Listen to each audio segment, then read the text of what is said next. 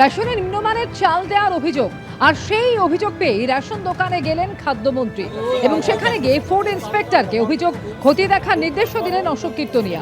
বনগাঁর মণিগ্রাম মৎস্যজীবী পাড়া পরিদর্শনে যান খাদ্যমন্ত্রী। মন্ত্রীর কাছে রেশন থেকে নিম্নমানের চাল গম দেওয়ার অভিযোগ করেন স্থানীয় বাসিন্দারা।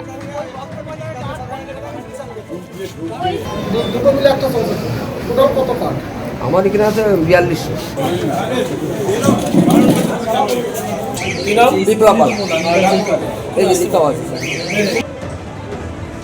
আমাদের সরকারি আধিকারিক এসছেন, তানাকে পরিষ্কার বলে দিলাম বনগা ওনার আন্ডারে যতগুলো 274 না কতগুলো রেশন ফেয়ার শপ আছে সেগুলো ভিজিট করতে বললাম।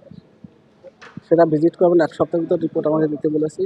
আর আজকে এখানে যেটা দেখা যাচ্ছে গম নেই, চাল কিছু আছে, কি গম থাকা উচিত কি চাল থাকা সেটা ভেরিফিকেশন করে যেটা অ্যাজ পার রুলস অনুযায়ী যে ডিসিশন নেওয়ার কথা সরকারি নিয়ম অনুসারে সেই নিয়ম করার জন্য আমি বলে বেরিয়ে গেছি।